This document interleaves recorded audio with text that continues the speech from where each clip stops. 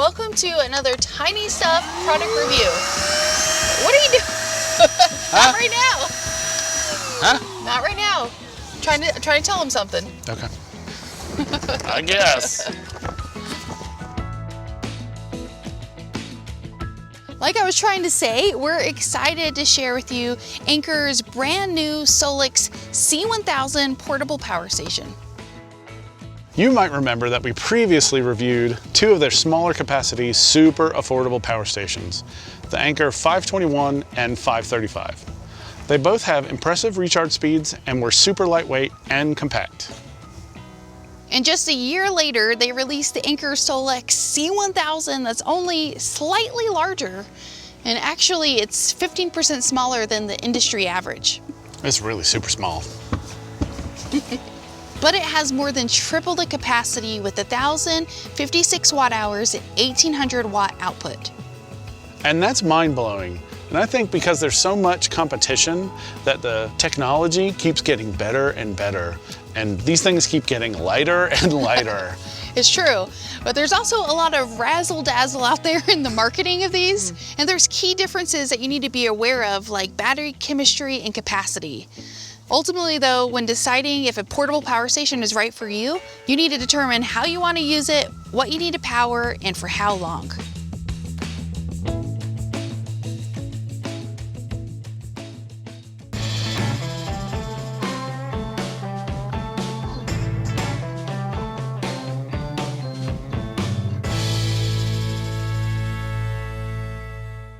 We're thinking about taking our tiny house completely off the power grid so we can save some money and have options of where we can park it on our little homestead. So that means we need to connect our tiny house solar panels to a battery system. The Anker SOLIX C1000 can handle up to 600 watts of solar input. Our tiny house has two 200-watt solar panels on it right now, so that's a total of 400 watts. So we do have more room to add another solar panel to increase the input into the power station. Recharging the SOLIX C1000 with solar is one of its top features, because if you do max out the solar input, it can recharge in just 1.8 hours. That's a whopping 40% faster than power stations of the same capacity. Ooh, that's super fast. And it's just as competitive with the AC wall charging times. It can recharge from 0 to 100% in just 58 short minutes.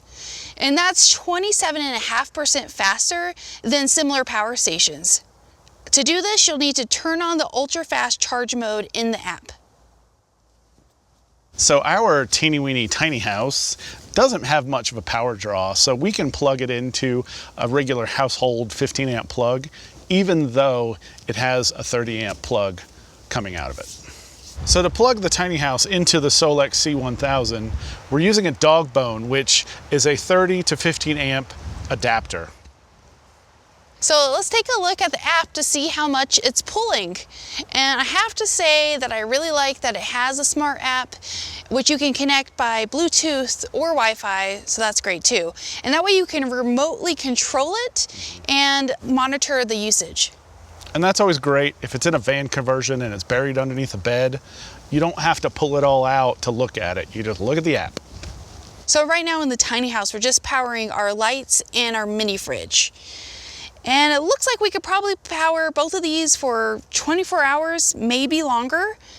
And when hooked up to solar recharging, it could be nearly continuous and also give us enough juice to charge other things like phones and laptops. If we wanted to use this as a full-time power source for our tiny house, we could easily stow it underneath our sofa. We could connect it just by running a wire through the wall from the solar panels inside to the power station. And then with the sun's out, it would just continuously be charging. So running the 30 amp power cable from outside to inside to the power station is a little bit tricky, but totally doable. Or we could just plug in whatever we want to power directly into the power station's 11 ports. Again, it has a 1,056 watt hour capacity and an 1,800 watt output. And it has an incredible 2,400 watt surge wattage with its surge pad technology. That means it can power up to 99% of appliances. Not too shabby. Simply put, surge wattage, aka starting watts, applies to appliances with motors. They have a burst of energy during startup and at various intervals. That means they have an extra power draw for a few seconds, and then they settle into a lower, more constant running wattage. So that's things like our electric oil heater. When you first turn it on, it has this huge spike in power. And when our heater's on high, the running wattage is 1500. But when it's on low, it only draws 600 watts. Roughly, the SOLIX C1000 can run it at that level for about an hour and a half. But if you have solar plugged in, powering it at the same time, it could go even longer. But coming very soon, you're going to be able to double the capacity of this power station with an expansion battery. Pretty rad. That will expand the watt hours from 1,056 to 2,112. And now we're talking double the runtime for your appliances or anything else you want to power. But that incredible capability will likely cost you several $100s on top of the $1,000 price tag for the power station. But the list price is comparable to competitors, a little less than some, but a little more than others. But the main thing that makes it worth it in my eyes is the long-lasting battery technology. Thanks to its electric vehicle grade LiFePO 4 batteries, it has a 10-year lifespan and can get you an impressive 3,000 charge cycles at full health.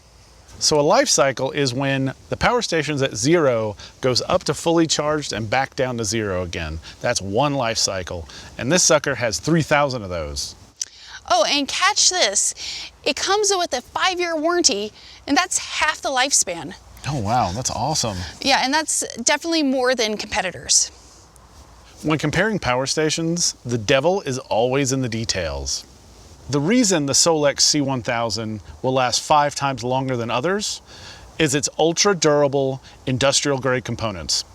And its smart temperature control system is also crucial. Beyond that, its durability comes from its unibody drop-proof design. You know, for the clumsy among us. This one. Okay, it's true. Another built-in protection is the UPS, aka uninterruptible power supply. So if a blackout happens and you're using a CPAP machine or a laptop, the power station will keep everything running smoothly. For the UPS to work, your critical device needs to be plugged into the power station, and the power station needs to be plugged into the wall. So you kind of have to anticipate a blackout. The other cool thing about this guy is it's flippin' lightweight. Wait, can you say that on YouTube? If I can't say it, I'll just bleep it out. It's f***ing lightweight. With how saturated the power station market has become, it can be really confusing to navigate. So before you spend a significant chunk of change on a power station, it's super important to pay close attention to the nitty-gritty specs to understand how the different models stack up against each other. So after getting a chance to try out the SOLIX C1000, I really think it's a well-rounded power station. And it could work really well for many applications like van life and camping. Though we think the Anker SOLIX F2000 with its expansion battery would work best for our tiny home and probably many other tiny homes as a full-time power source. To power not just essentials, but everything, including your TV. But of course, it all comes down to your individual electrical needs.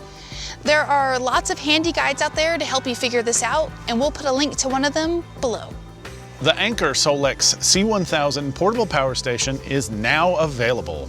And see the link in the description box to learn more about it. Oh, and don't miss the great discount opportunity. Well, so what do you guys think about this power station? Let us know in the comments below.